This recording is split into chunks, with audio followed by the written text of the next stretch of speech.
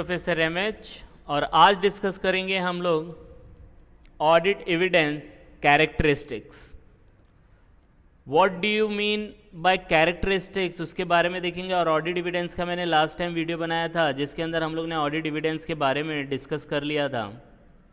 अब हम लोग देखेंगे कि ऑडिट एविडेंस का कैरेक्टरिस्टिक्स क्या होता है। तो सबसे पहले एक लाइन में आपको बता दो, ऑडिट एविडेंस का मतलब होता है जो ऑडिटर अपनी ओपिनियन देता है फाइनेंशियल स्टेटमेंट के ऊपर।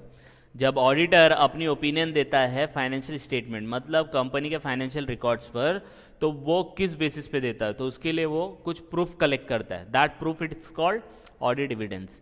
तो वो जो प्रूफ वो कलेक्ट करता है उसके क्या कैरेक्टरिस्टिक्स है, फीचर्स क्या है, उसमें क्या क्वालिटी होनी चाहिए, कैरेक्टरिस्टिक क्या क्वालिटी होनी चाहिए ऑडिट एविडेंस की, वो आज हम लोग डिस्कस करेंगे। तो पहला क्वालिटी क्या है कि ऑडिट एविडेंस जो है वो एक्यूरेट होना चाहिए। अब what do you mean by accurate?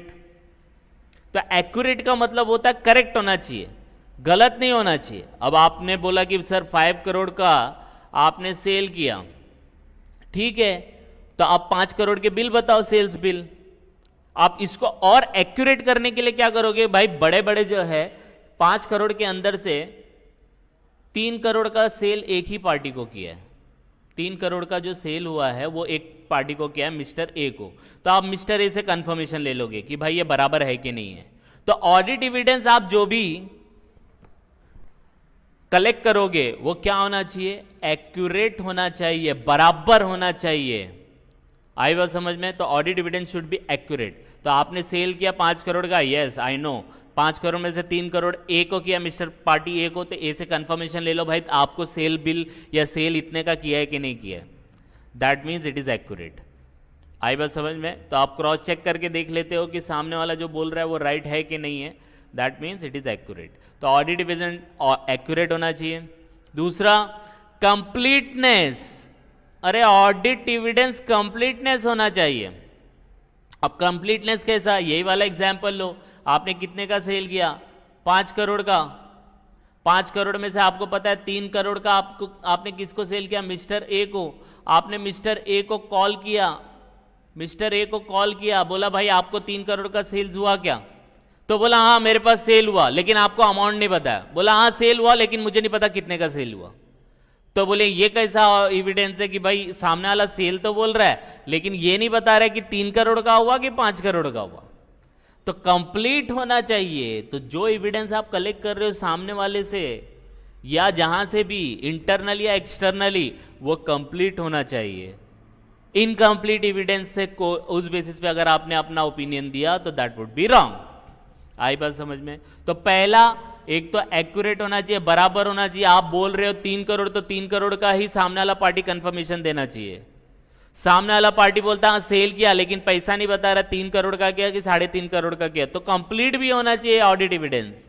तो एक्यूरेट होना चाहिए, दूसरा कंप्लीट होना चाहिए। तीसरा, reliability. What do you mean by reliability?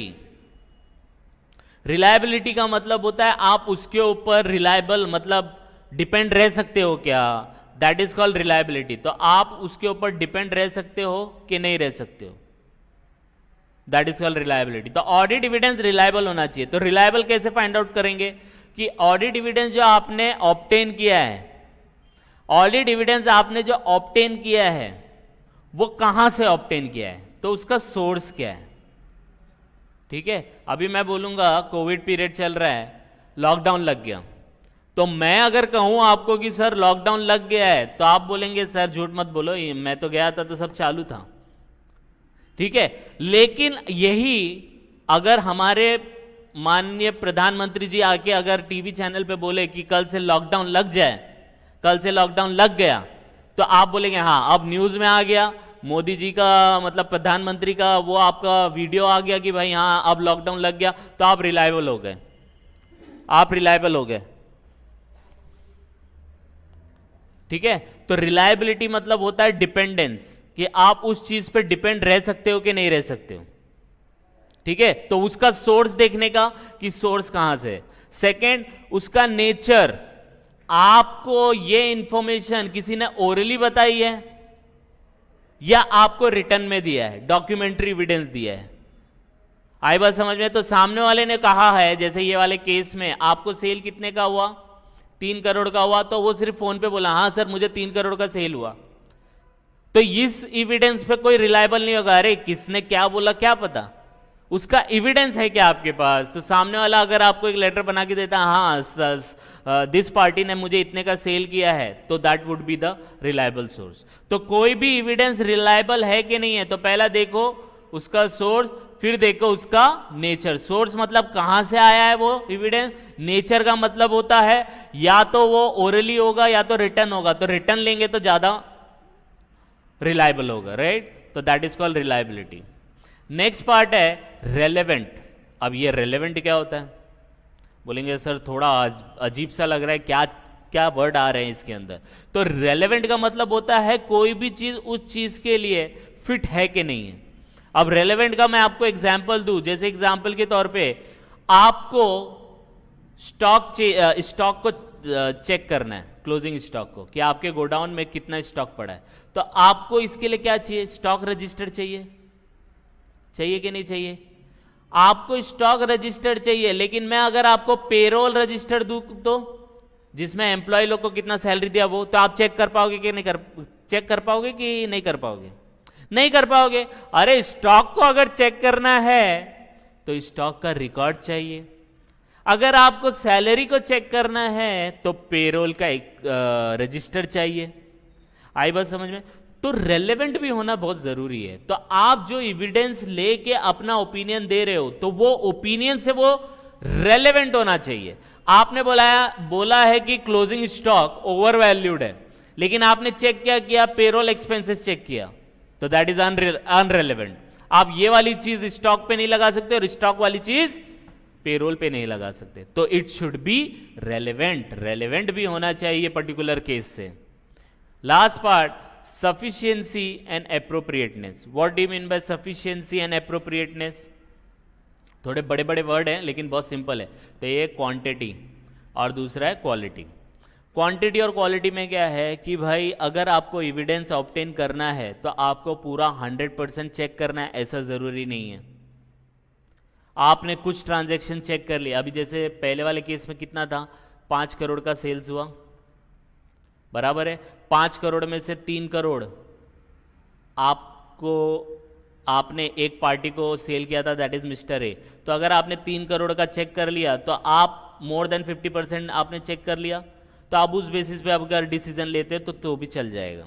तो 100% चेकिंग ऐसा जरूरी नहीं है, इट शुड बी सफिशिएंट। आपने 50% से ज्यादा तो चेक कर लिया ना, तो that is your quantity, that is sufficient only. उस बेसिस पे अगर आपको कोई एविडेंस मिल जाए तो आप बता सकते हो कि हाँ भाई ये आपको प्रॉब्लम है। और अच्छे से एग्जाम्पल दो आपको, 5 करोड़ का सेल्स हुआ, 5 करोड़ के सेल्स में 3 करोड़ का सेल्स आपने किसको किया? मिस्टर ए को किया। बहुत सारे बिल बने, समझो 100 बिल बने, 100 बिल्स बने 3 करोड़ के, आपने 100 के 100 बिल चेक कर लिया। बाकी 2 करोड़ का आपने चेक किया क्या? नहीं चेक किया। लेकिन ये 3 करोड़ के अंदर आपको बिल में क्या प्रॉब्लम दिखा? कंप्यूटेशन का प्रॉब्लम लगा, जीएसटी बराबर कैलकुलेट नहीं किया, रेट बराबर कैलकुलेट नहीं किया। तो आप क्या एविडेंस ऑब्टेन किया कि भाई मैंने ये 3 करोड़ का बिल चेक किया ना, तो उसमें कंप्यूटेशन में टोटल प्रॉब्लम आया और जीएसटी के टोटलिंग में प्रॉब्लम आया, तो मैं उसको 2 करोड़ पे भी अप्लाई कर दूंगा। तो मैं वो 3 करोड़ का चेक करके बता सकता हूं कि ये 5 करोड़ के सेल्स के अंदर कंप्यूटेशन का प्रॉब्लम आया और जीएसटी के कैलकुलेशन का प्रॉब्लम आया, दैट इज कॉल्ड सफिशिएंसी।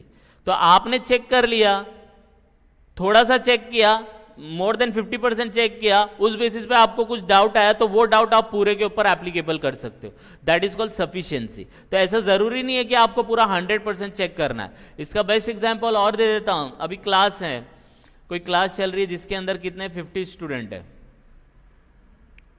ठीक है।